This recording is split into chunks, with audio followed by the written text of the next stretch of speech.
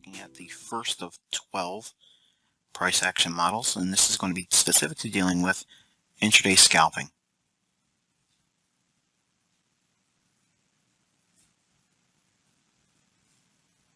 Okay, so ICT price action model number 1. This is intraday scalping, previous day high and low.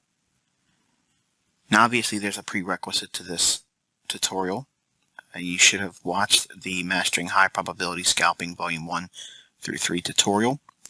This was made public. This is part of my free tutorials on my website and YouTube channel. The trader profile used for this model is one that we're hypothetically using. And this trader is hypothetically not willing to hold long-term or overnight. They make their minds up with ease and are prone to be opinionated. Prefers frequent setups over waiting for long-term setups to form. Has a basket of markets to sift through on a daily the night before.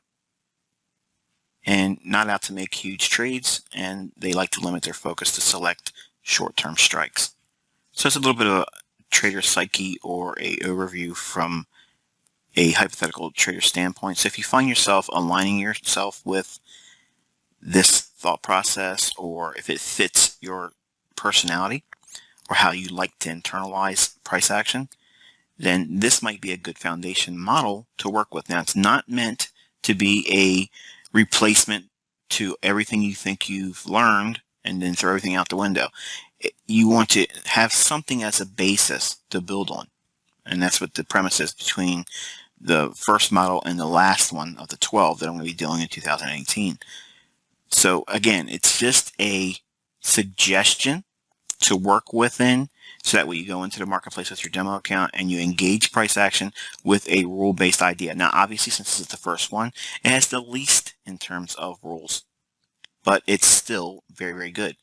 Now I'm hoping that you know what was shown in the high probability scalping volumes 1 through 3, and this is going to further enhance that with a mentorship perspective.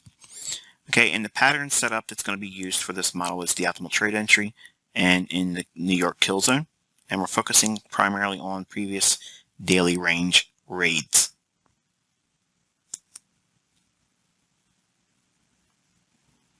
Okay, so the setup overview, we're going to be buying intraday New York session bullish optimal trade entries while anticipating a rally to the previous day's high.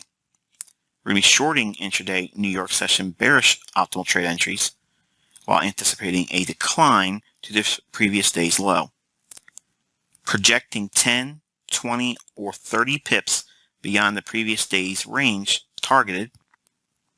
Previous day is not limited to the calendar day before today or whatever the trading day is that you're executing, but rather any previous day inside the current 20-day IPTA data range. And you can see here I have an example of this week's recording.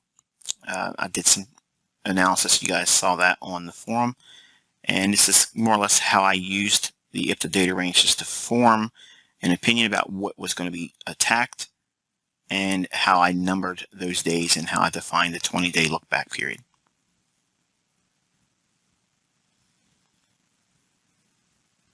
Okay, so I'm zoomed in here a little bit. You can see obviously the highest of the last 20 days is right in here, and the lowest of the last 20 days is right here. Now obviously this is a relatively equal low, so the liquidity pool is going to be resting right below that. Okay.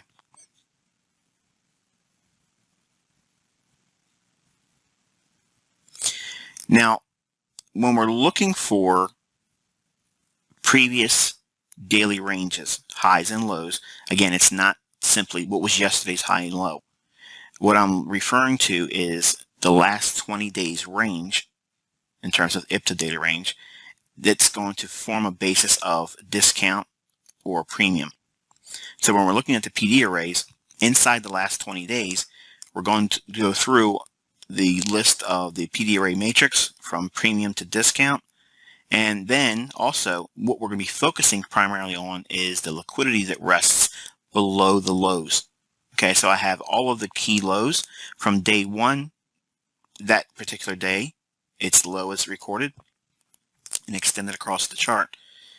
Then day two, since it was the previous day, not Sunday, every candle has X above it, it's a Sunday in here. So we're disregarding all Sundays when we're doing the PD arrays. Look back in 20-day IPTA data ranges. Now it's the same with 40-day and 60-day. We're ignoring again the Sundays. Then day three, we're using that low. Why that low? Is because it's a swing low. And on day 9, we're using that low because it was one of the strongest up moves, and it's the next previous day's low from day 1. Now again, do not be confused by my terminology saying that it's the previous day. It's a previous day inside of the range defined by IPTA. So in this model, we're only using the last 20 days. And then again, you can see day 13, it's low as well. Okay, so we have a liquidity pool resting below day 13 and day 9, relatively equal lows. So we're anticipating a run below those lows as a draw on liquidity. Disregard the liquidity void to the lower left. We're not drawing any special attention to that right now, only dealing with scalping. Okay, so behind that whole price structure, this is what led the analysis.